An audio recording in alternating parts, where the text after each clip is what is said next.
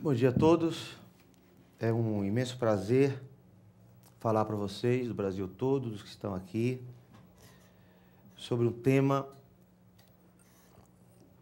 que é muito controverso hoje, na doutrina e na jurisprudência. Eu vou, ao final, na segunda parte da aula, eu vou mostrar os vários posicionamentos que o Supremo Tribunal Federal vem tendo ao longo desses anos, e vocês vão ter exatamente a ideia de como a matéria é polêmica, inclusive em sede de Supremo Tribunal Federal. No STJ, também mostrarei julgados, a questão se encontra mais ou menos pacificada, mas no Supremo ainda não. Nós esperamos que o mais breve possível isso seja resolvido, porque é importante para que não parem dúvidas. Vocês imaginem, por exemplo, que no estado da Bahia, o nosso Tribunal de Justiça,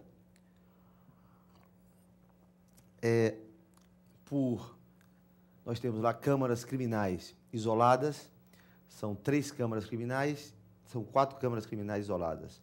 Uma das câmaras não admite a investigação criminal pelo Ministério Público. Então, todos os processos criminais cuja investigação preliminar foi feita por um membro do Ministério Público, esta Câmara, ela tranca a ação penal em sede de habeas corpus, invariavelmente. O Ministério Público recorre. Até o presente momento, o STJ ainda não julgou nenhum desses recursos especiais. As 3 outras câmaras criminais, por sua vez, admitem a investigação criminal pelo Ministério Público. Então, vocês imaginem que o advogado entra com habeas corpus para trancar a ação penal e já sabe, se for distribuído para um dos desembargadores componentes daquelas 3 câmaras criminais, o habeas corpus não terá a ordem concedida. Se for para a 4ª Câmara Criminal, o habeas corpus certamente obterá sucesso. Evidentemente que isso não é bom para um sistema jurídico. Nós precisamos realmente definir. E isso quem o faz, como intérprete último da Constituição, é o Supremo Tribunal Federal. E eu vou mostrar, como eu disse na segunda parte da nossa aula, que o Supremo perdeu uma oportunidade, não por culpa dele, perdeu uma grande oportunidade de definir isso de maneira final, porque havia um inquérito em trâmite na Suprema Corte,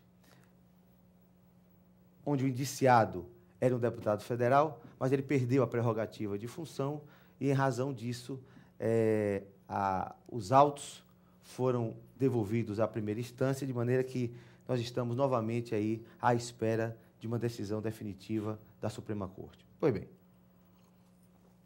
evidentemente, ainda mais que se trata de um curso de pós-graduação, nós não podemos adentrar a questão de maneira imediata.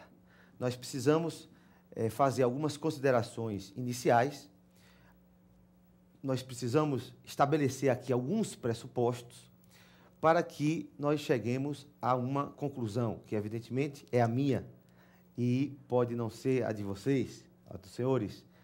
Isso é, inclusive, salutar. E eu espero que, na terceira parte do nosso encontro, na última e terceira parte, nós possamos debater com perguntas e respostas, etc. Mas, então, eu queria iniciar relembrando a vocês que nós falamos na existência de 3 sistemas processuais. 2 ou 3 sistemas processuais. Eu tenho uma séria dúvida a respeito do chamado ou do preconizado sistema misto, mas tratarei dele logo. Ao longo da história, nós identificamos, em termos de processo penal, 3 sistemas processuais. O que é um sistema processual? Por que é importante estabelecermos as características e mesmo conceituarmos um sistema processual? O sistema é um conjunto de regras, de postulados, de princípios que, num determinado momento histórico, em um determinado país, rege o processo criminal. Estabelece, por exemplo, ou estas regras, princípios e postulados estabelecem, por exemplo, a atividade dos sujeitos processuais, a competência do juiz, as atribuições do órgão acusador, os direitos e garantias do acusado, e assim por diante. Este conjunto de regras, princípios aplicáveis num determinado momento histórico e por um ordenamento jurídico, compõe o seu sistema processual. E a identificação do sistema processual de um país é de suma importância. Pois bem, eu gostaria de começar tratando do sistema inquisitório, ou sistema inquisitivo, que não foi o primeiro a surgir. A ele foi antecedido o sistema acusatório, que eu tratarei depois. O sistema inquisitório,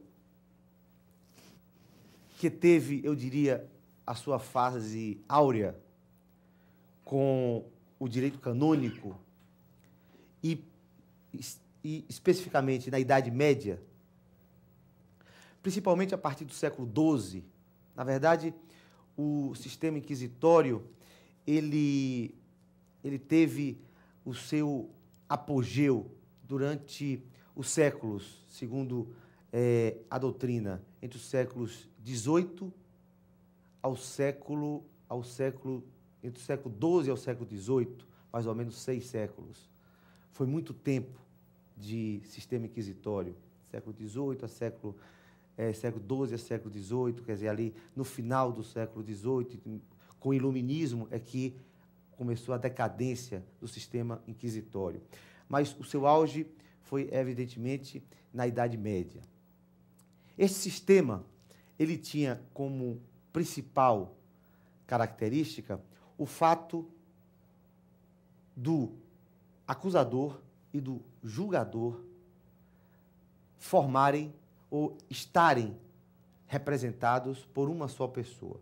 Ou seja, quem acusava, o inquisidor, também julgava. Não havia uma separação entre a acusação e o julgador. Este sistema tinha como características também o fato do acusado não ter direito à defesa, porque se entendia que, se ele era inocente, ele não precisava de defesa, porque a sua inocência iria aflorar durante o procedimento, até por vontade divina. Se ele era culpado, ele não precisava de defesa, porque ele deveria ser condenado. Na época do sistema inquisitório, eram permitidos meios de prova os mais cruéis. Não havia noção de dignidade da pessoa humana, de penas cruéis, da proibição de penas cruéis, de provas ilícitas, etc. A tortura era um meio de prova fundamental. Ou melhor, a confissão era um meio de prova fundamental. Então, para se chegar à confissão, admitia-se, inclusive, a tortura. Já que o investigado, confesso, não tinha nenhuma chance de ser absolvido. Portanto, essa busca pela chamada, hoje, um dogma em franca decadência, essa busca pela verdade material, tinha que ser levada às últimas consequências, ainda que à custa do sofrimento físico, mental do acusado ou do investigado. Era a época das ordálias, das provas cruéis, etc, etc. Há um livro bastante difundido, eu diria fundamental, de Michel Foucault, salvo engano, publicado pela editora Vozes, salvo engano, que se chama Vigiar e Punir. E nas primeiras páginas deste livro, Foucault, filósofo francês, ele descreve uma execução de um condenado acusado de matar o pai. E a sua execução, para vocês terem uma ideia, a sua execução se deu já ao final do procedimento, quer dizer, depois dele ter passado por toda uma série de crueldade, mas a execução culmina com ele sendo amarrado, ou melhor, os seus membros superiores e inferiores, os braços e as pernas, sendo amarrados em 4 cavalos e os cavalos açoitados, para que os membros pudessem se desprender do corpo do condenado. E Foucault conta que, como os cavalos não conseguiram arrancar os braços e as pernas, logo os carrascos tiveram que fazer pequenos cortes nas juntas para que facilitasse o trabalho. E, inclusive, isto está narrado no livro. Inclusive, algum membro, a perna talvez, ou o braço, não sei, ainda assim não se deslocou. Ele vivo, gritando, pedindo clemência, etc. Então, tiveram que amarrar neste membro mais um cavalo. Aí, finalmente, os 4 membros foram deslocados do corpo. Ele ainda vivo.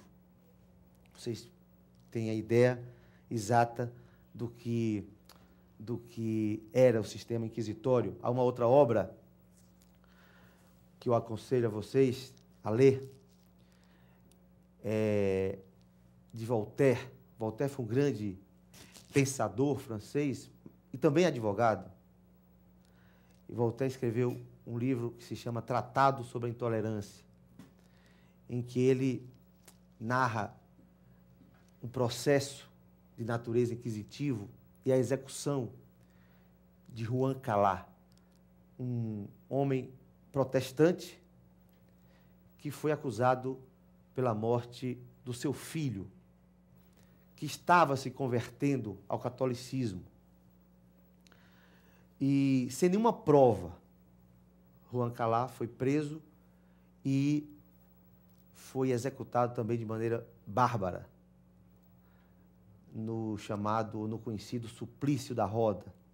O sujeito era praticamente destroçado. Isso Voltaire conta. E depois da morte de Juan Calá, o Voltaire, ele insistiu na revisão desta condenação e demonstrou que o executado era inocente. Ele não tinha matado o filho dele, até porque outro filho também já havia, antes deste que foi morto, já havia se convertido ao catolicismo e tinha tido, por este gesto, a compreensão do pai. Esse sistema inquisitivo, ele tem várias outras características, como, por exemplo, ser um procedimento secreto. Secreto, escrito, todo escrito, como eu disse, sem nenhuma possibilidade de contraditório ou de ampla defesa. O sistema de apreciação de provas é o chamado sistema legal. Vocês sabem quem é o sistema de apreciação de provas? O legal, o do livre convencimento e o da convicção íntima. O da convicção íntima, aliás, no Brasil nós temos, quando se fala em tribunal do júri, porque os jurados julgam segundo a sua própria convicção, segundo, às vezes, inclusive, segundo a sua ideologia, segundo os seus conceitos, os seus pré-conceitos. Mas, na época do sistema inquisitório, o sistema de avaliação de provas era o legal, ou seja, as provas, o valor das provas eram taxativamente estabelecidos, ou estabelecido o valor pela lei.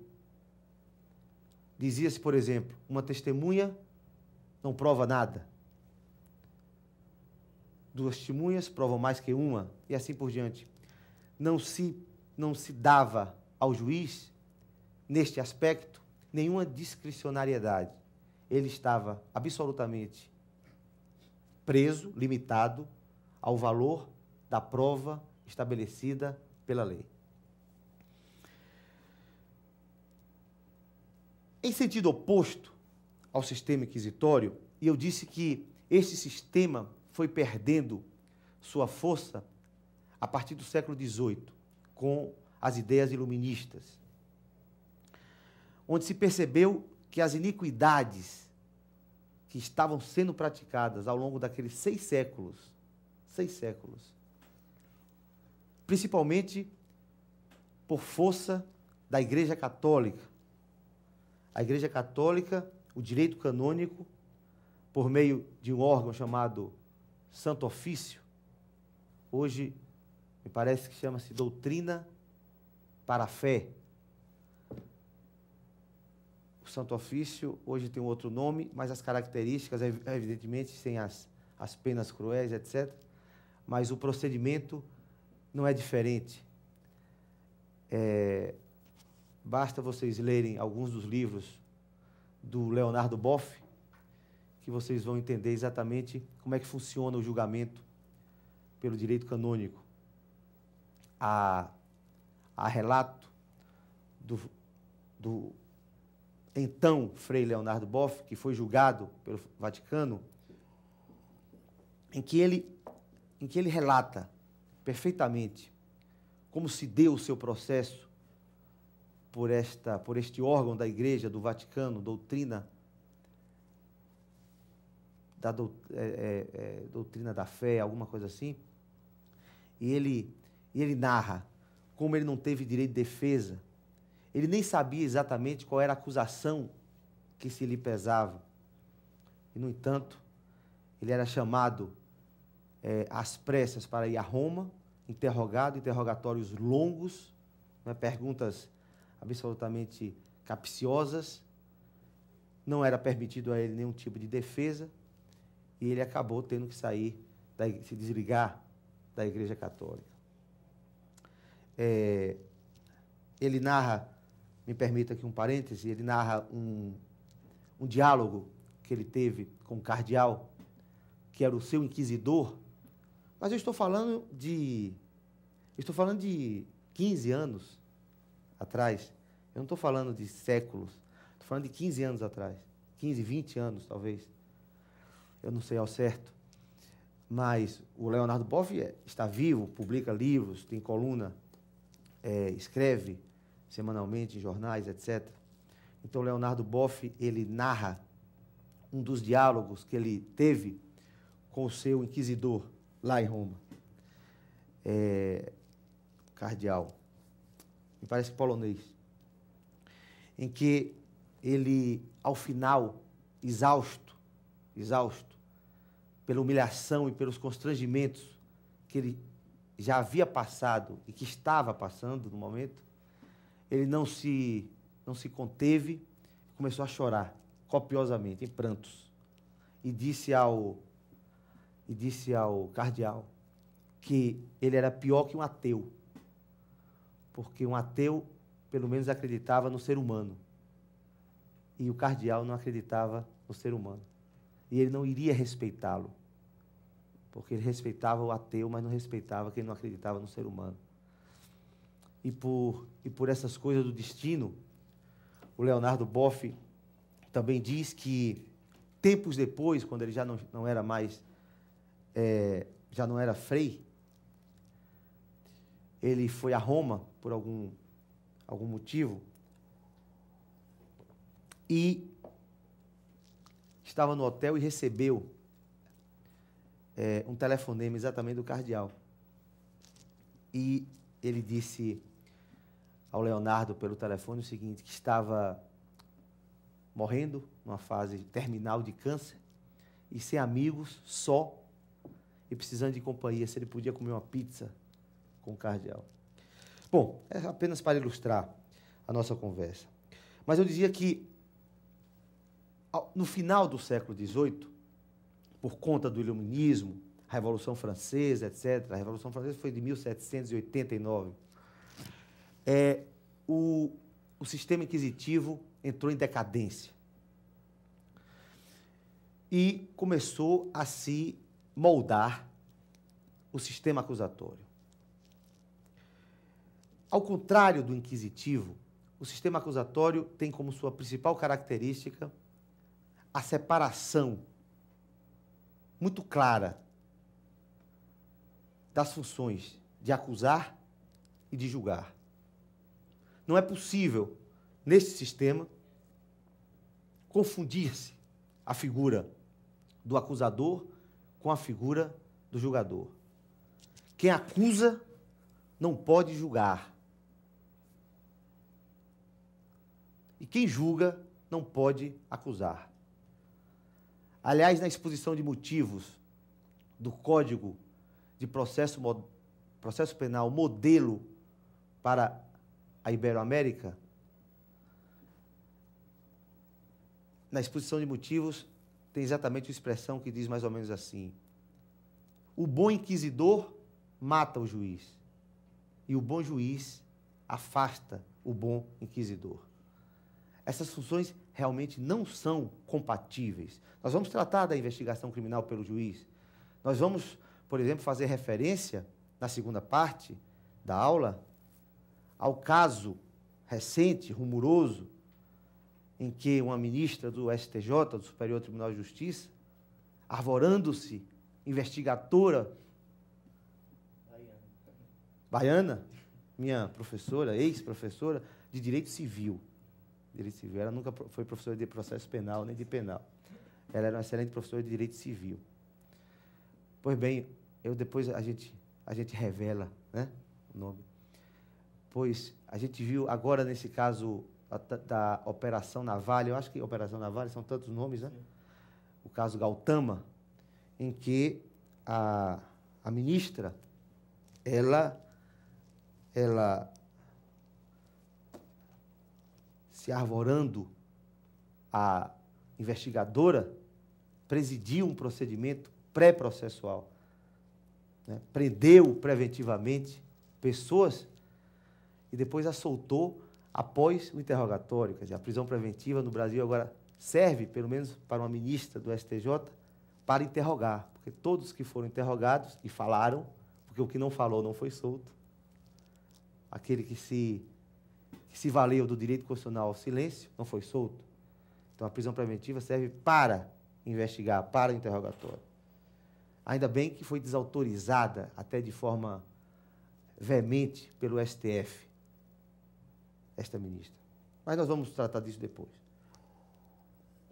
O sistema acusatório tem outras características importantes. Ao lado da separação do juiz e do acusador, o acusado, ele não é um mero objeto do processo. Aliás, existem manuais ainda no Brasil que dizem que o investigado, que o indiciado é um objeto da investigação, o que é um equívoco. Data vênia de quem assim afirma. Investigado não é objeto, como acusado não é objeto. Ambos são sujeitos de direitos. Então, neste sistema acusatório, o investigado e o acusado, eles são sujeitos de direitos. E na fase processual, é obrigatória e indeclinável a garantia da ampla defesa e do contraditório. Não pode haver um julgamento de ninguém no processo penal acusatório sem que lhe seja garantida a mais ampla e absoluta defesa. Aliás, na Constituição brasileira, aqui eu abro outro parêntese, há duas expressões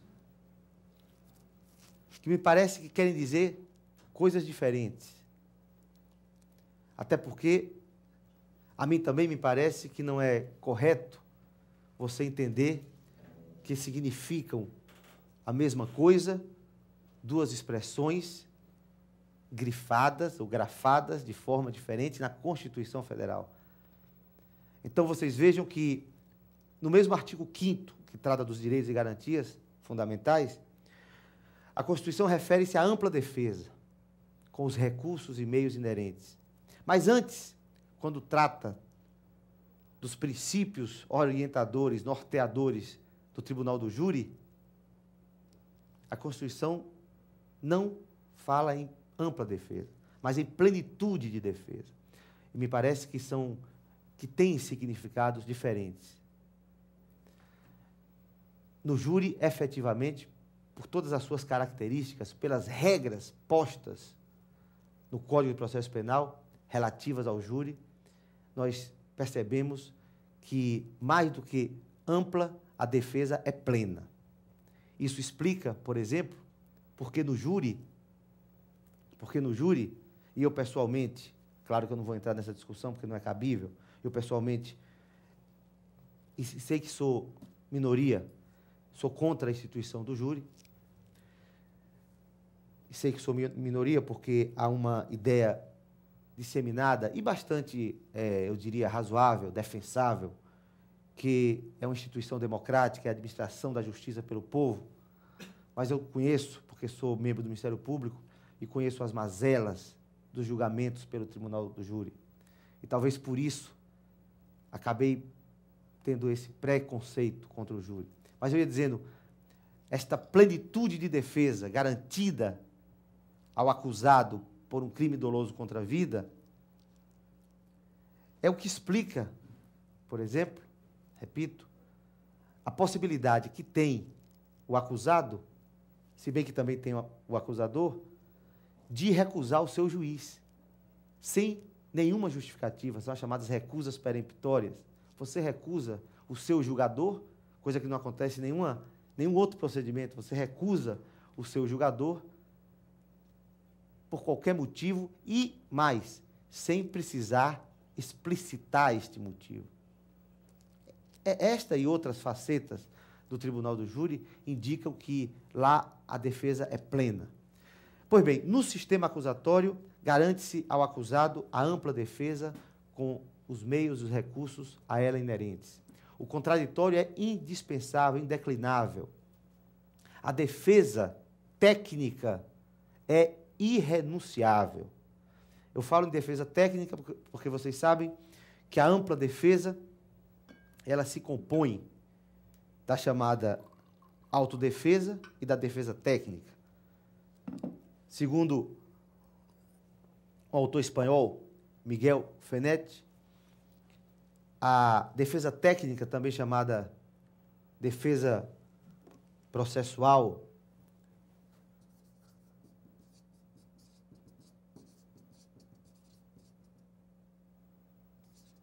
Miguel, também chamada defesa processual, defesa técnica, é aquela levada a cabo por um profissional devidamente habilitado. Um expert, alguém que conhece as leis, conhece o direito. Esta defesa técnica, ela, como eu disse, é irrenunciável e obrigatoriamente deve ser dada. Aliás, isso está no Código de Processo Penal, nenhum acusado pode ser processado sem a presença do seu defensor. A autodefesa, que compõe a ampla defesa e que é renunciável, ao contrário, também chamada defesa material ou genérica, é aquela que é composta por ações ou omissões do próprio réu. Não é que eu diga que o réu tenha capacidade postulatória. Não é isto. O réu não tem necessariamente capacidade postulatória. Aliás, no Brasil, inclusive em virtude do princípio do favor libertatis, do favor rei, até se dá a capacidade postulatória ao réu em algumas hipóteses. Por exemplo, o réu, no Brasil, não só tem legitimidade, como ele pode recorrer, ainda que não seja advogado. Claro que as razões recursais não podem ser feitas por ele, porque ele não é advogado, a não ser que o seja e esteja atuando em causa própria. Mas é possível, perfeitamente possível, que o réu recorra. Admite também a interposição da revisão criminal pelo próprio réu, ainda que não seja advogado. Pois bem, isso tudo faz parte da autodefesa. São, portanto, ações ou omissões praticadas pelo próprio réu, pelo próprio acusado, no decorrer do processo, que denotam essa sua vontade de também se defender pessoalmente e diretamente. A autodefesa, me parece que tem tem no interrogatório o ato processual mais apropriado. É no interrogatório que ele pode, diante do juiz, pessoalmente, por isso que eu sou contra o interrogatório por videoconferência, que, aliás, foi recentemente desautorizado pela Suprema Corte. O Supremo Tribunal Federal decidiu, me parece que em sede de habeas corpus, não sei bem, que é inconstitucional a realização do interrogatório por videoconferência, que era uma prática que vinha se disseminando, principalmente na Justiça Federal.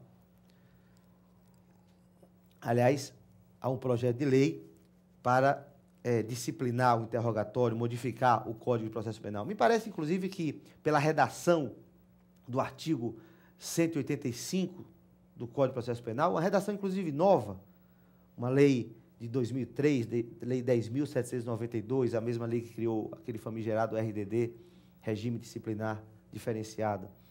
Eu acho que, inclusive, pela própria redação do artigo 185, impede-se a realização do interrogatório por videoconferência.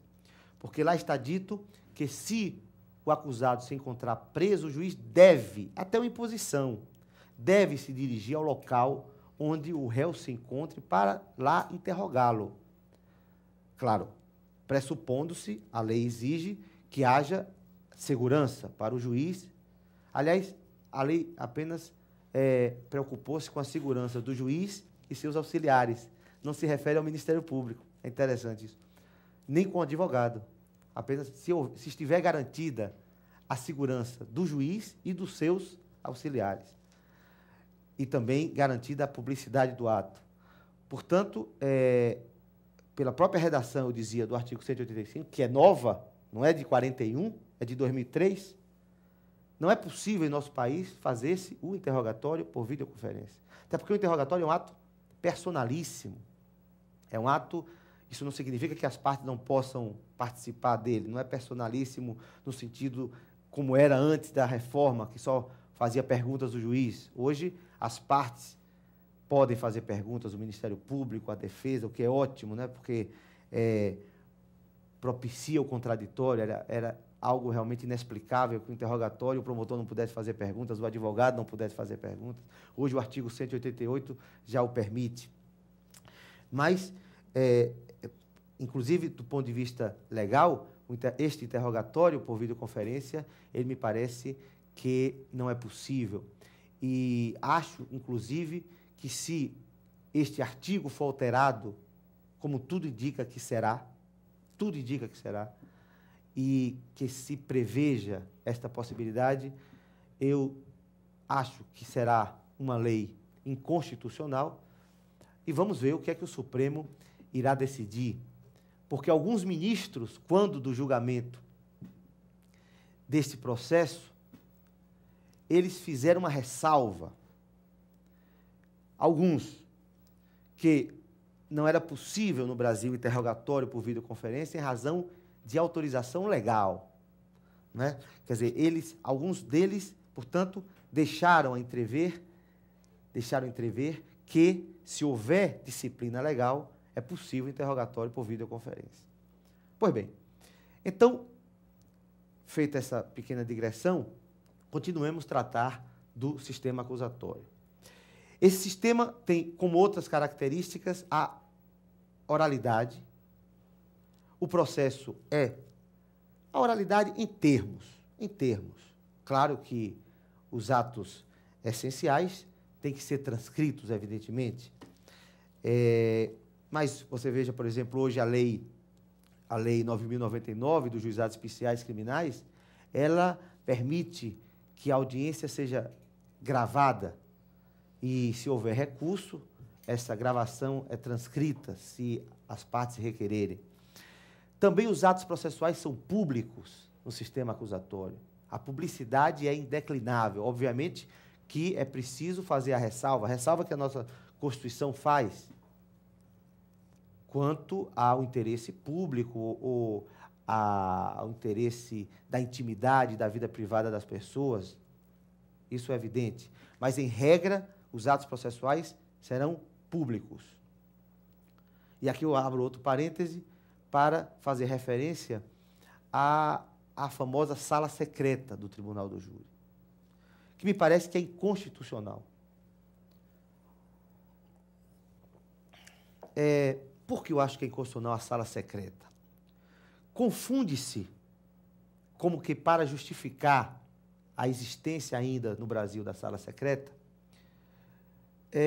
argumenta-se que a Constituição, e portanto há uma confusão nesse aspecto, argumenta-se que a Constituição exige o sigilo da votação. E para mim há uma confusão entre sigilo da votação e local secreto para se votar. O sigilo da votação no júri, ele jamais será afastado, salvo se a votação for unânime. Claro, se for 7-0, você sabe quem votou, porque todos votaram dessa mesma maneira. Mas se a votação, se o resultado das respostas dadas à quesitação do juiz, se ela não for unânime, se for por maioria de votos, o sigilo está garantido.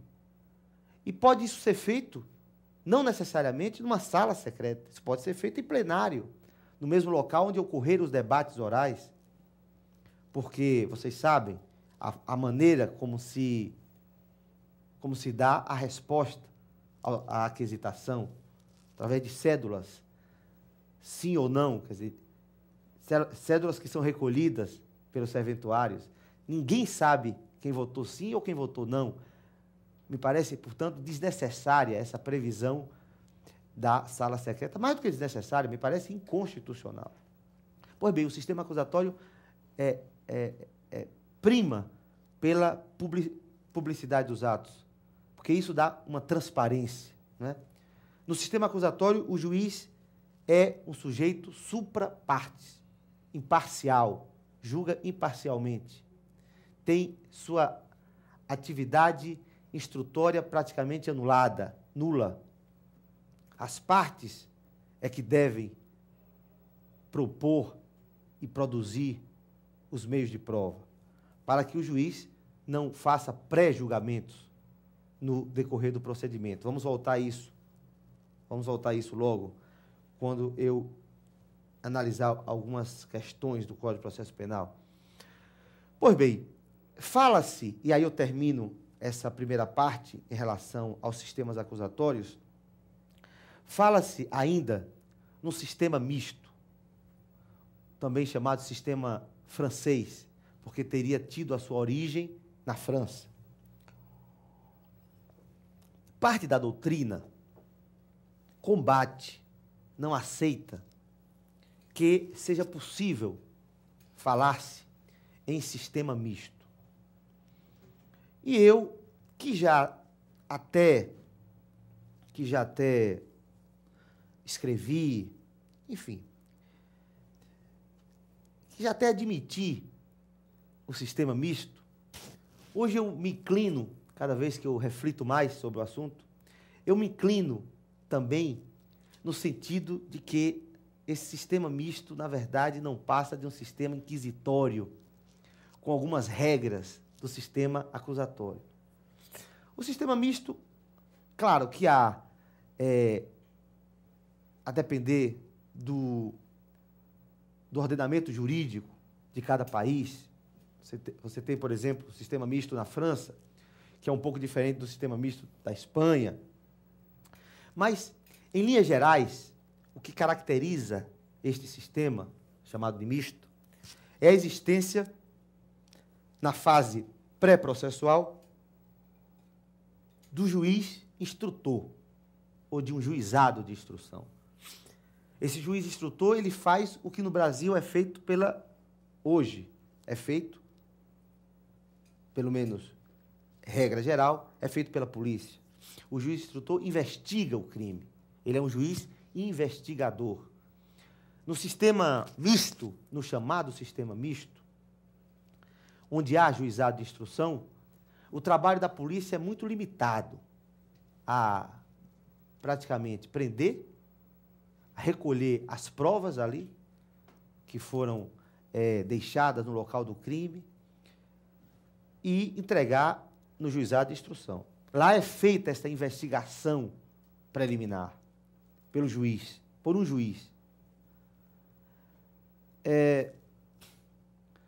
No Brasil, se vocês forem ler a exposição de motivos do Código de Processo Penal, o ministro Francisco Campos, que era um ministro da Justiça de Getúlio Vargas, do Estado Novo, este ministro, ele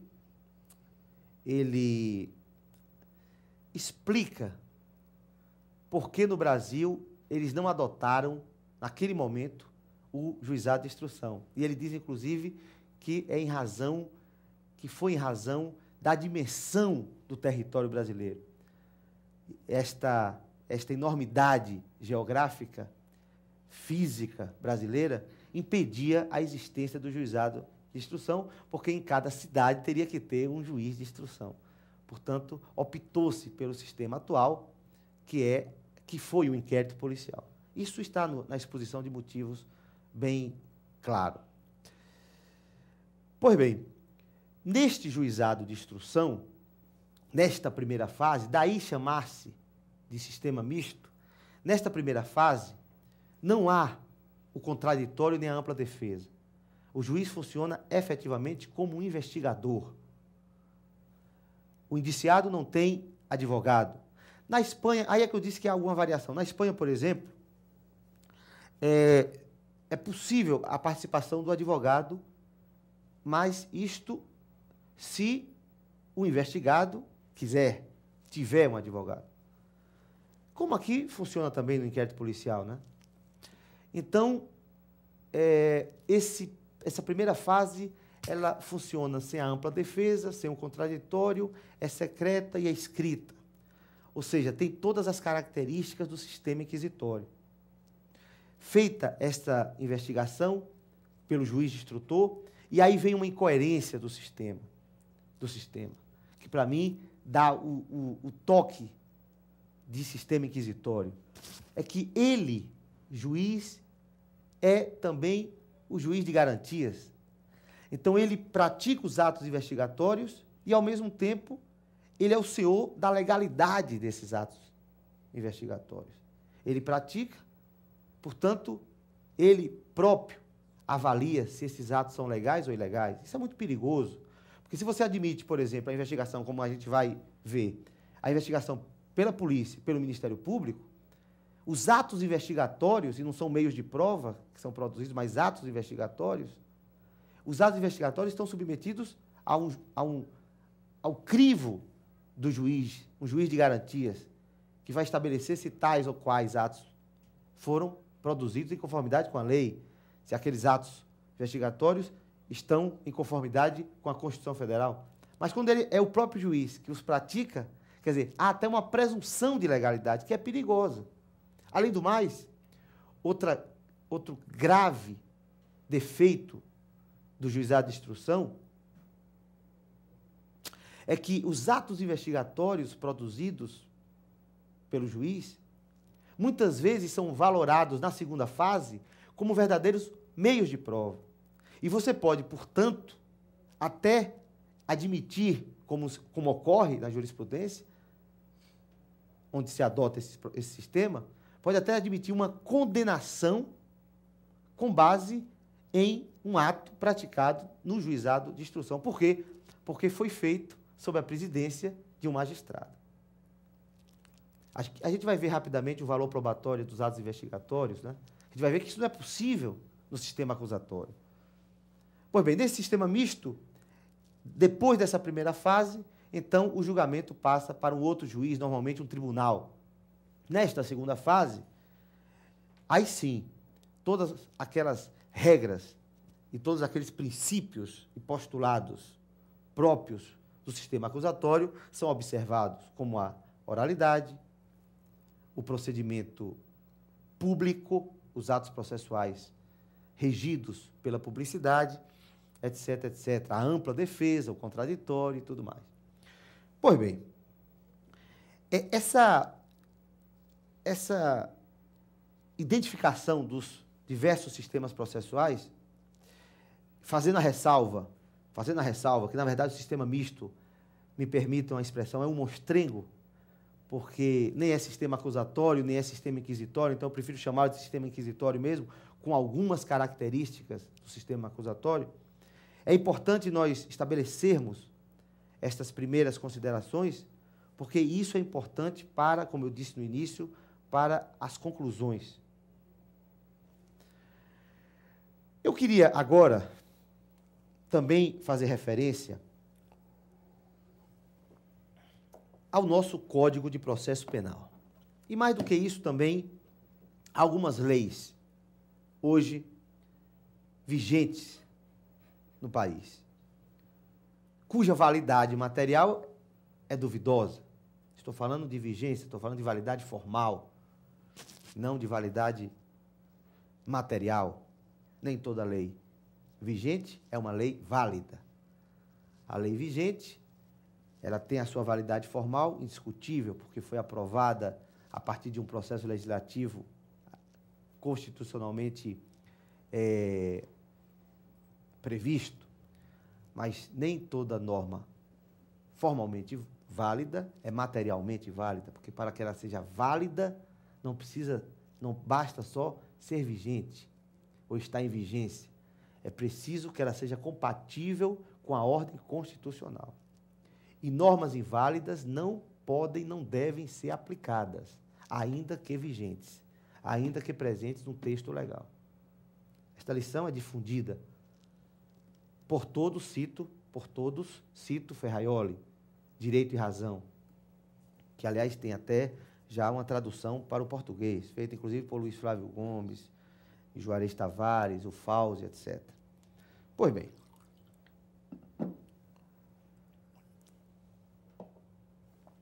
o nosso Código de Processo Penal, aí eu faço uma ligeira resenha histórica, ele é de 1900, a vigência dele é de 1942, dia 1º de janeiro de 1942.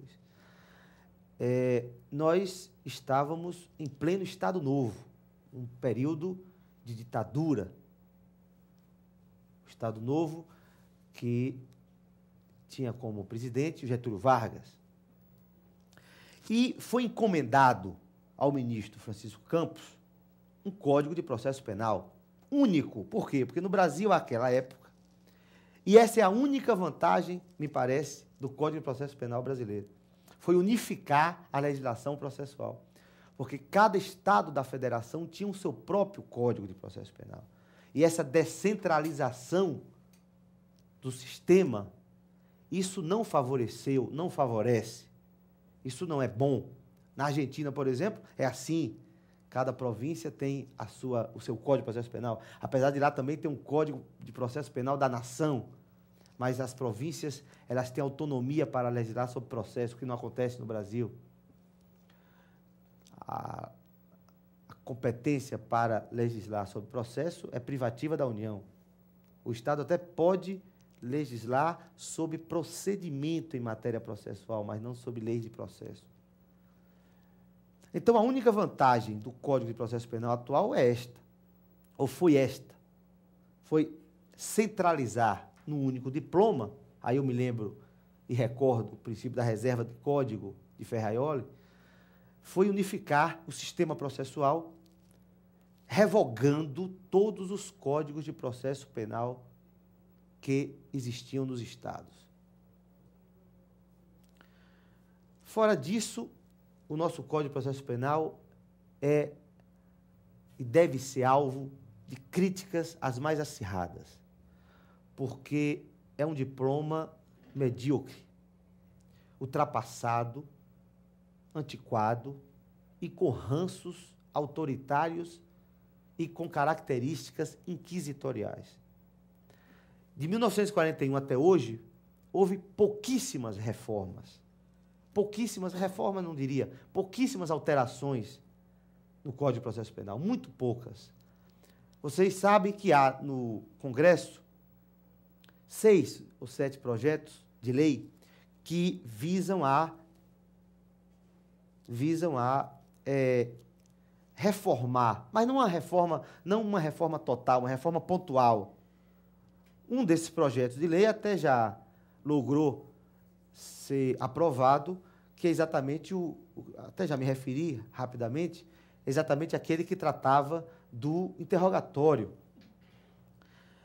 Né? O interrogatório passou a ser feito sob o pálio do contraditório e da ampla defesa. As partes participam do interrogatório, fazendo perguntas, solicitando esclarecimentos ao interrogando. No interrogatório, agora, e é complicado você imaginar que até 2003 não era. Hoje é obrigatória a presença de um advogado. Como é que se faz o interrogatório? Até 2003 era feito um interrogatório sem a presença de advogado, só se o sujeito tivesse advogado. E esse advogado não poderia fazer perguntas. Mas, bom, eu não gosto de estatísticas, mas, enfim, apenas para a gente ter que estabelecer aqui algum percentual, mas possivelmente 90% dos interrogatórios do Brasil eram feitos sem advogado. E sem a presença do Ministério Público também, porque o promotor acabava não indo para o interrogatório, ia fazer outra coisa mais importante, como ouvir testemunhas ou fazer suas denúncias, porque ele não podia fazer perguntas.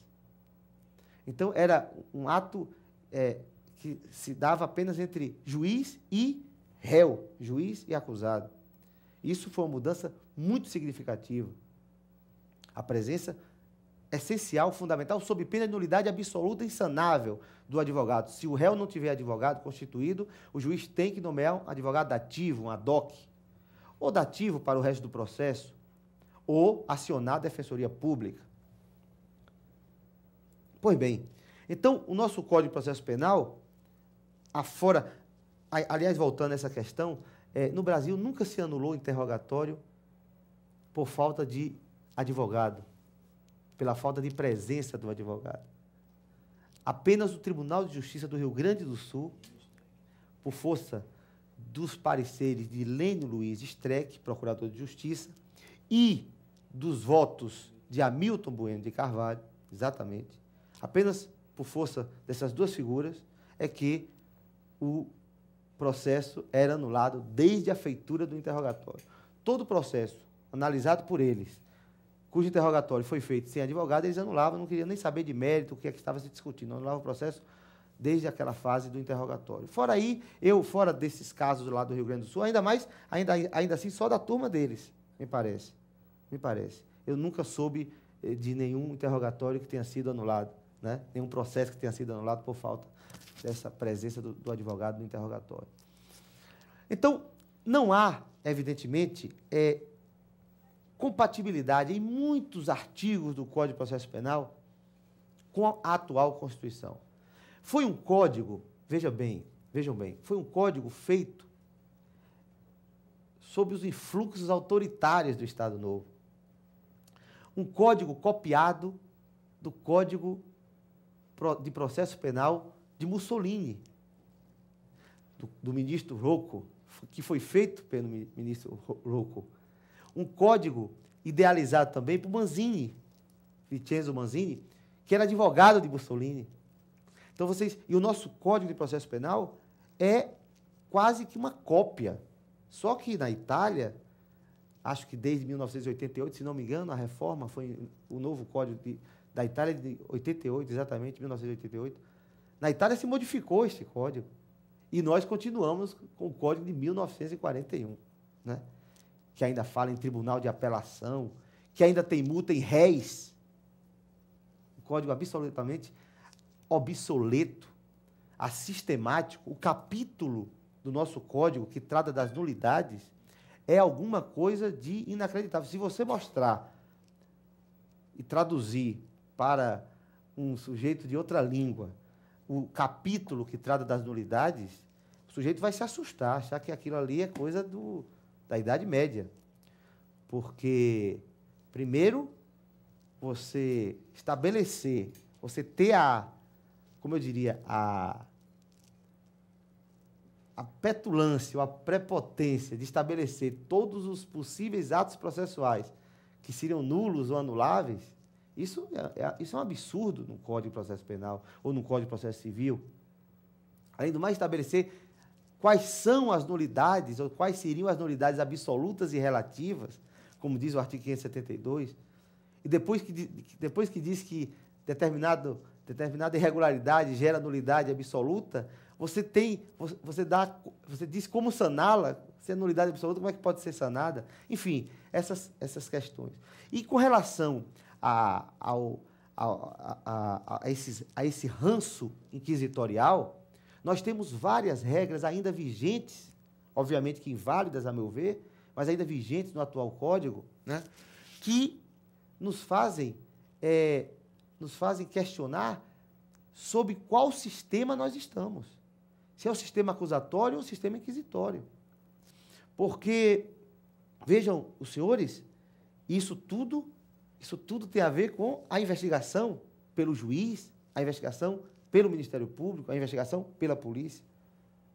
Vocês imaginem, claro que eu acredito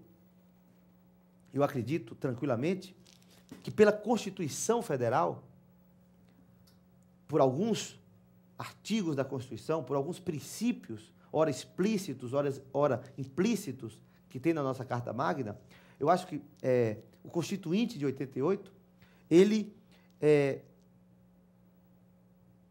concebeu o sistema acusatório para nós. Acontece que o nosso Código de Processo Penal não foi reformado. Como eu dizia, inclusive, esta reforma, esses projetos de lei que estão aí, tendem a fazer uma reforma pontual, ou reformas pontuais, o que não é aconselhável. Reforma pontual não é bom, ou não é boa, porque você dificilmente, numa reforma pontual, você tem uma unidade. Quer dizer, você veja, por exemplo, isso aconteceu agora com essa reforma do capítulo do interrogatório, que foi uma reforma muito boa. Mas observe, lá foi revogado um artigo, por força desta lei nova, 10.792, um artigo em que, ou melhor, foi revogado o artigo que exigia a presença do curador no interrogatório ao réu menor de 21 anos. O maior de 18 e o menor de 21 anos. Está revogado, acho que é artigo 194 ou 192, alguma coisa assim, do Código de Processo Penal. Está revogado. Bom, mas acontece que há outros artigos que exigem a presença do curador ainda hoje para o acusado menor de 21. Quer dizer, então, veja como fica sistemática a coisa. Você tem um artigo que exige que ao acusado menor seja dado um curador, e lá adiante diz que ao interrogando menor não precisa ser dado curador, porque o artigo está revogado expressamente, não é? Lá, no início do Código, com a entrada do inquérito, está escrito que ao indiciado menor será dado curador. Quer dizer, este é o perigo das reformas pontuais, né? Aliás, com relação a curador, eu abro um parênteses, depois fecho rapidamente, e até explico as razões pelas quais se optou a comissão presidida por Ada Pellegrini Grinover, que era composta também pelo professor Luiz Flávio Gomes, por Rogério Lauria Tucci, por Miguel Reale Júnior, por Nilzardo Carneiro Leão, lá de Pernambuco. Enfim, depois até explico, entendo as razões pelas quais esta comissão ela preferiu reforma pontual e não única. Mas, em relação a esta questão do curador, eu entendo que é uma figura já sem nenhuma necessidade no Código de Processo Penal. Para mim, todas as... Obrigado. Para mim, todos os artigos do Código de Processo Penal que tratam ou que estabelecem a necessidade de um curador para o indiciado ou para o acusado menor perderam completamente a aplicabilidade por força do novo Código Civil. Aqui apenas faço um parênteses, porque se trata de um curso de pós-graduação, que a gente não é graduação, que a gente precisa aqui seguir. Enfim, além do mais, são questões importantes, né, que precisam ser estabelecidas também, sem que a gente perca o foco da aula, claro. Mas eu dizia o seguinte, não existe mais esta figura do indiciado menor. Isso é uma contradição em si mesma. Falar em acusado menor do Brasil não é possível. Indiciado menor, ou o sujeito é indiciado e é maior, ou o sujeito é menor e não pode ser indiciado. Ou o acusado é maior, ou não pode ser acusado. Por quê? Que figura era esta do acusado e do indiciado menor? É que o Código de 16, o Código Civil 16, tratava como relativamente incapaz o sujeito que tinha entre 16 e 21 anos. Ele era relativamente capaz, ele era um menor, tá certo? Então, quando ele completava 18 anos e tornava-se, portanto, imputável do ponto de vista penal e, portanto, susceptível de ser indiciado e de ser acusado, ele ainda era menor para a legislação civil, relativamente incapaz. Logo, dos 18 aos 21 anos, o Código de Processo Penal, coerentemente, inclusive, lhe deferia a presença de um curador no processo, sob pena de nulidade. Apesar do curador nunca ter tido um papel relevante no processo penal, era uma figura meramente decorativa, já que ele tinha também o seu advogado, né? Bom, mas compreende-se o cuidado do Código de Processo Penal, porque o sujeito, afinal de contas, era ainda relativamente incapaz para a lei civil, né? Só que hoje, vocês sabem, o novo Código Civil, 2002, ele, aos 18 anos, qualquer pessoa, salvo se houver uma incapacidade de natureza mental, ele é capaz para todos os atos da vida civil aos 18 anos. Então, quer dizer, você não pode falar mais que uma pessoa de 18 anos é menor, porque ela é maior. E aí coincide com a imputabilidade penal. Portanto, todo acusado é maior, todo indiciado é maior. Falar em acusado menor é o menor de 18 anos que não pode ser acusado, submete-se às regras do Estatuto da Criança e do Adolescente. Entendeu bem? Por isso é que o artigo 194 do Código de Processo Penal foi expressamente revogado. Exatamente o artigo 194, que estabelecia a necessidade do curador no interrogatório cujo acusado era menor. Mas veja aí a dificuldade da reforma pontual. Você tem 2 artigos que ainda exigem essa figura do curador. Então, o delegado de polícia prende alguém em flagrante. O sujeito tem 19 anos. Vai nomear curador ou não vai nomear curador? Não é? Isso pode ser uma matéria de defesa, pedir um relaxamento de prisão, por exemplo. Pois bem, mas eu dizia que eu compreendo a opção da Comissão de Reforma do Código, que foi, inclusive, nomeada pelo então ministro José Gregori. Eu compreendo esta opção pela feitura de vários anteprojetos do que por um anteprojeto. Aliás, anteprojetos já foram feitos vários. Frederico Marques fez um, Tornag fez outro, enfim, e nunca saíram do papel, essa que é a realidade. Então, porque nós conhecemos o nosso processo legislativo e, mais do que isso, nós conhecemos o nosso parlamento, né? Então, você entregar ao Congresso Nacional um texto normativo de, por exemplo, 800 artigos, esta reforma não sai nunca. Nem os nossos netos vão ver esta reforma. Então, isso é uma realidade triste, mas é uma realidade. Portanto, a opção é de fazer anteprojetos, e aí foram transformados em projetos de lei, que de reforma do inquérito policial é um, reforma sobre recurso é outra, interrogatório já passou, prisão procedimento, etc, etc, etc. Professor Rômulo, aqui nós temos o artigo 194 revogado na tela. Perfeitamente. Podemos jogar, por gentileza, Tati? Pela Lei 10.792/2003, exatamente. Que Vossa Excelência está fazendo referência. Exatamente.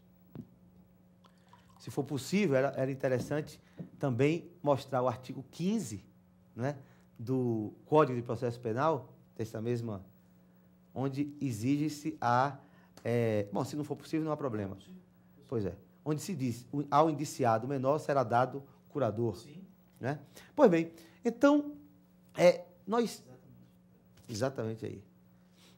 Então, veja, os senhores, o seguinte, eu preciso agora estabelecer algumas críticas ao Código de Processo Penal e à luz do sistema acusatório. Porque se diz amplamente que, no Brasil, adota-se o sistema acusatório. Mas será que nós estamos sob o pálio do sistema acusatório? Ou será que nosso sistema é inquisitivo?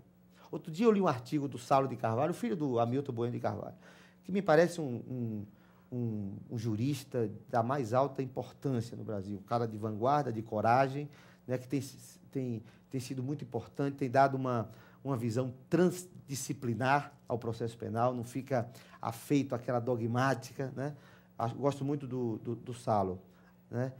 Então, veja, ele dizia o seguinte, que você estabelecer como parâmetro para dizer se um país adota o sistema acusatório ou inquisitório, se você estabelecer apenas o parâmetro de, não, se as funções estiverem definidas, se houver juiz, acusador e defesa, nenhum país do mundo civilizado não adotaria o sistema acusatório.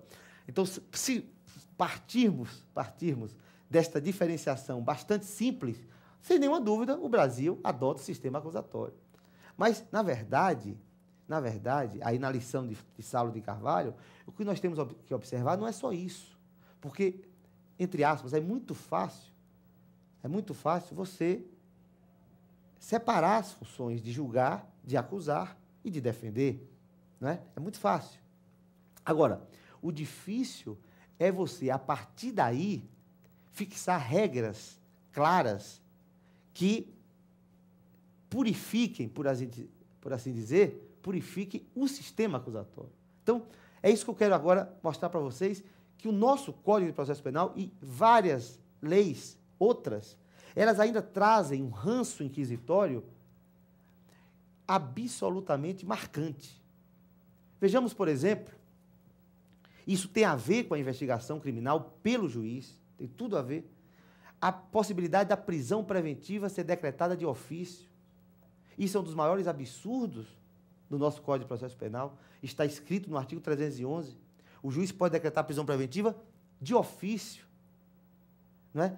Quer dizer, a autoridade policial não representa pela prisão preventiva, porque não acha ela necessária. O Ministério Público não requer a prisão preventiva. E o juiz decreta.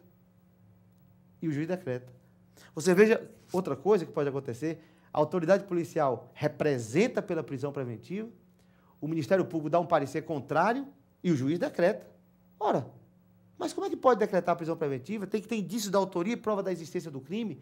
E se o Ministério Público não acha que tem indício da autoria e prova da existência do crime, como é que vai decretar a prisão preventiva? Se o Ministério Público não vai oferecer a denúncia.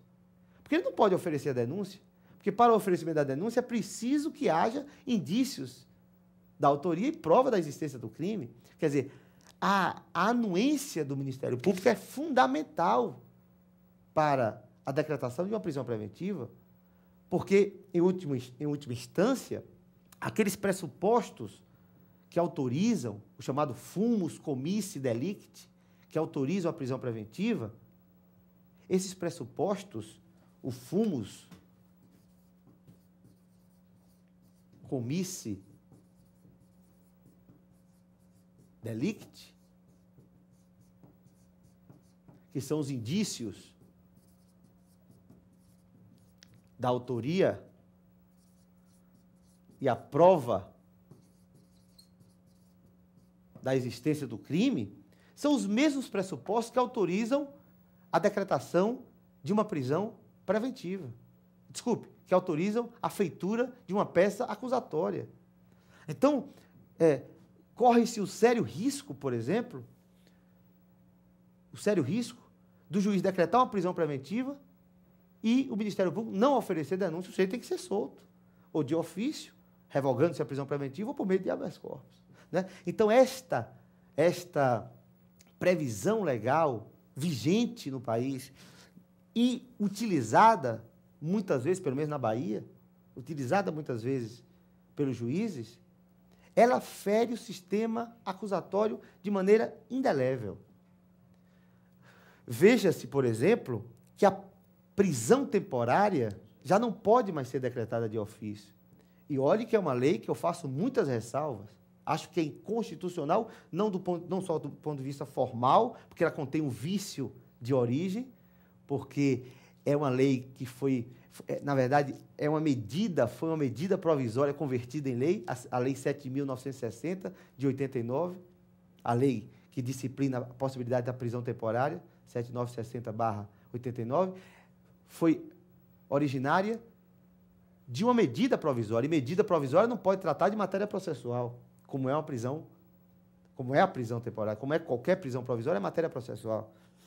Pois bem, a prisão temporária, que eu já faço esta ressalva quanto a este vício formal, e não somente o vício formal, mas para mim também é inconstitucional do ponto de vista material, porque é uma prisão para investigar e você não pode prender alguém para investigar.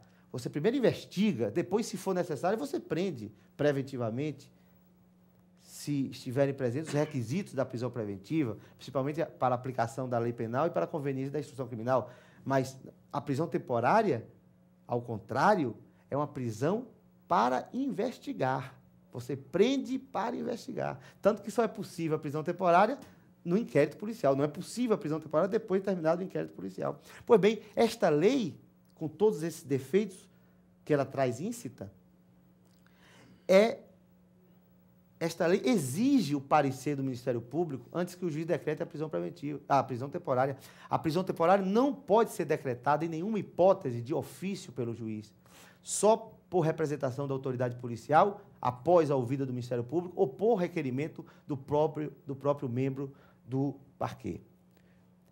Este, portanto, é o ranço do Código de Processo Penal, a prisão preventiva. E pior, a prisão preventiva, a decretação de uma prisão preventiva, aí eu entro numa matéria bastante controvertida, ainda gera a prevenção. A prevenção é um critério, segundo o Código de Processo Penal, determinador da competência. E o que é a prevenção, em linhas gerais? É este critério que determina a competência em razão da prática por parte do juiz de um ato anterior ao processo. Ora, um juiz que decretou uma prisão preventiva, ele afirmou, pelo menos deveria afirmar, ele afirmou que há indícios da autoria, no mínimo ele afirmou isso, deve ter afirmado outras coisas, como a garantia da ordem pública, da aplicação da liberdade, mas ele afirmou, antes de qualquer coisa, como pressuposto, que há indícios da autoria e prova da existência do crime. Ora, alguém que diz, um julgador que diz que houve a prática de um delito, comprovadamente, e que eu possivelmente sou o autor, porque há indícios suficientes em relação a mim, esse sujeito não pode estar, esse juiz não pode estar prevento, pelo contrário, ele tem que ser excluído do processo. Não é que eu seja contra a decretação da prisão preventiva. A prisão preventiva, desgraçadamente, é um mal necessário. Beccaria já dizia isso há mais de 300 anos ou 200 anos, que a prisão preventiva, pelo menos para a garantia da aplicação da lei penal ou por conveniência da instrução criminal, é um mal necessário, é um sacrifício necessário. Agora, portanto, pode ser decretada, claro, mas o juiz que decreta uma prisão preventiva, aliás, um juiz que pratica qualquer medida anterior ao processo, de natureza cautelar, ele já fez um pré-julgamento, ele não pode estar prevento. Ao contrário, ele tem que ser excluído do processo futuro. Como a ministra Eliana Calmon não pode julgar ninguém do caso da Operação Navalha. Ela não pode julgar ninguém. Quando esses caras forem denunciados, ela tem que se afastar do processo. Porque senão esse processo é nulo. Eu espero que o Supremo Tribunal Federal tenha a coragem de dizê-lo. Porque eu sei que é ela que vai tratar do caso, pela prevenção.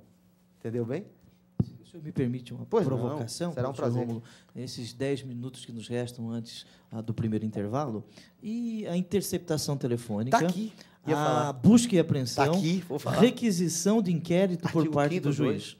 Né? Essa é a primeira provocação que eu tenho ao senhor. A segunda, o senhor fez referência que a Constituição expressa ou até implicitamente ela fez uma opção pelo sistema processual penal acusatório.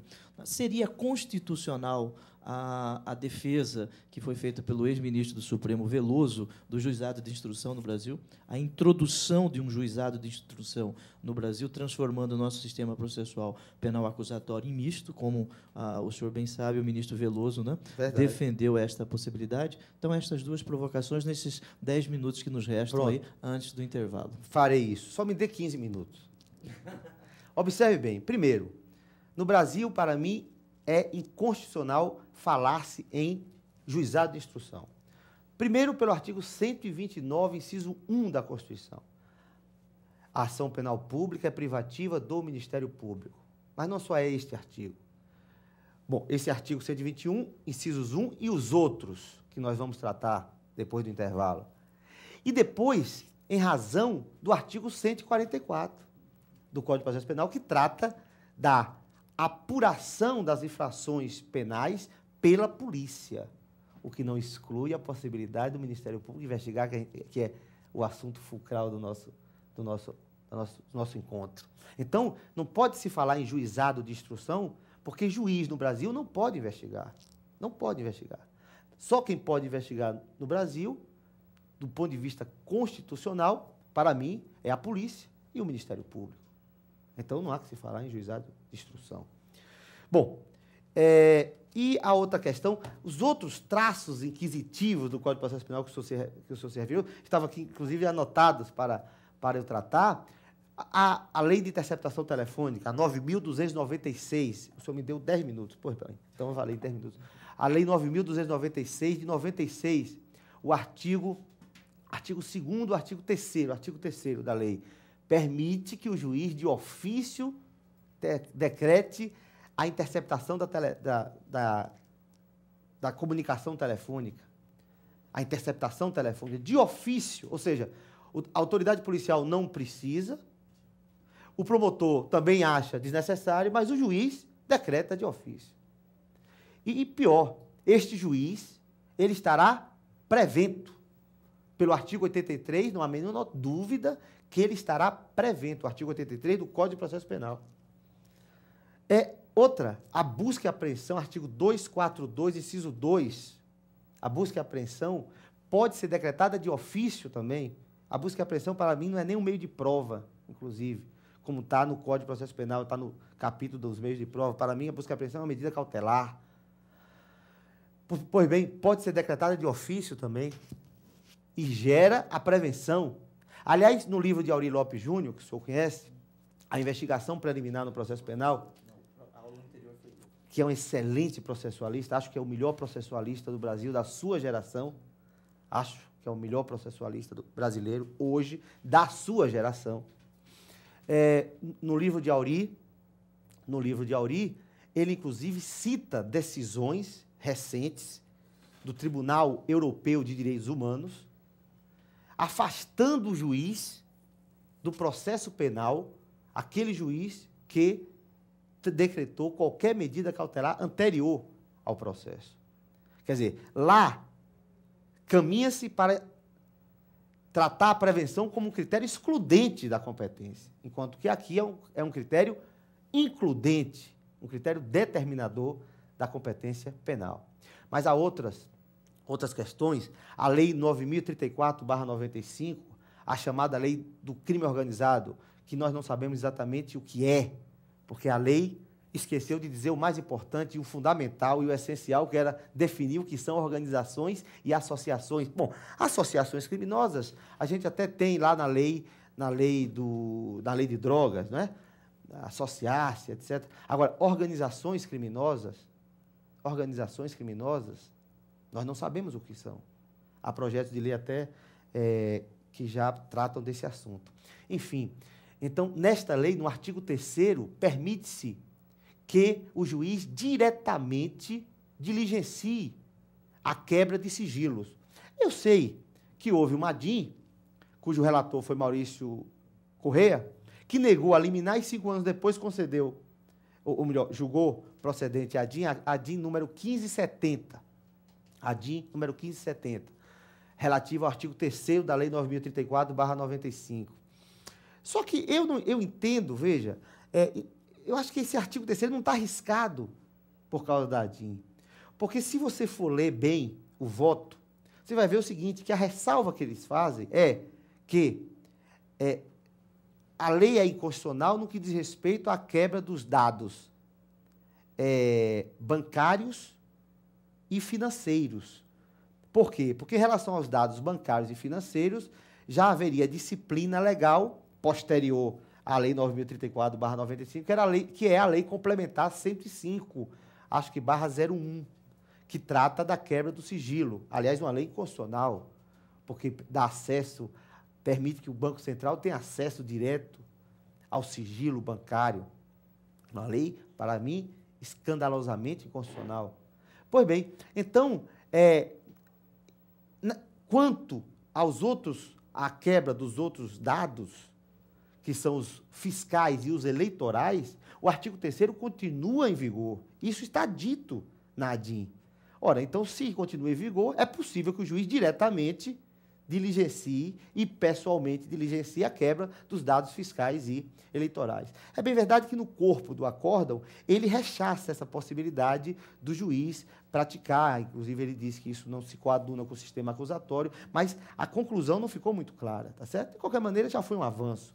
E veja, a questão da requisição direta pelo juiz do inquérito policial. Isso também é um ranço inadmissível do sistema inquisitório, que, aliás, acaba se passar a reforma, o projeto de lei de reforma do Código, no que diz, o projeto que trata do inquérito policial. O artigo 5º, 2, não irá mais permitir que o juiz requisite o inquérito policial. E ainda há quem diga que essa requisição do inquérito policial torna o prevento, né?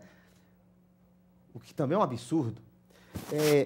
Existem também a iniciativa instrutória do juiz, eu queria fazer referência, no Brasil, é total. O juiz penal brasileiro não tem limites na sua atividade instrutória, não tem limites. Agora, sabe por que não tem limites? Por causa da decantada busca da verdade material, que é um mal, né? É um ranço, é um malveso de vários manuais tratar isso como se trata em processo civil. Em processo civil já é complicado, você fala em verdade material e verdade formal. Quer dizer, primeiro, é difícil você estabelecer o que é verdade. O que é verdade, né? Isso é uma questão filosófica interminável, né? Então, você não pode querer, eu acho, o juiz querer se arvorar a buscar a verdade. Como buscar a verdade de um fato que já passou e que jamais se repetirá, não é? Isso é impossível. O que você tem é que trabalhar com juízo de probabilidade diante das provas colhidas de forma lícita no processo. É a chamada verdade processual, que também não me parece um termo muito ajustado, porque eu não gosto de falar em verdade, tá certo? Então, em nome dessa busca da verdade material, você admite e permite que o juiz tenha a mais ampla e absoluta atividade instrutória. Produz a prova, inclusive contra o réu. Auxilie o órgão acusador. Se o Ministério Público não requerer um determinado meio de prova, ele pode fazê-lo de ofício. Tranquilo, isso está previsto no artigo 156 do CPP, no artigo 502, caput e parágrafo único, né? E isso é feito cotidianamente pelos nossos juízes, né? O que é muito complicado. O juiz no Brasil, pelo artigo 385, ele pode condenar alguém ainda que o Ministério Público tenha pedido a absolvição. No júri admite-se. No júri admite-se. Tudo bem. É admissível no júri porque o júri é soberano e é constitucionalmente soberano. Então, o Ministério pode pedir a absolvição e o júri condenar. A soberania popular está aí para isso. Agora, o juiz de direito monocrático, me parece que não é possível. O promotor pede a absolvição e ele condena. A questão do ônus da prova do processo penal, que também, pelo artigo 156, é repartido entre o Ministério Público e a defesa, porque lá diz que a defesa deverá provar os fatos alegados, impeditivos, modificativos e extintivos, Isso não é possível no processo penal democrático, no processo penal acusatório. O ônus da prova está a cargo inteiramente do órgão acusador. Não foi ele que acusou? Se ele acusou alguém de matar outrem e a defesa alega que foi legítima defesa, é ele, o órgão acusador, que tem que provar que não foi legítima defesa. Porque se tivesse sido legítima defesa, não poderia ter imputado um homicídio.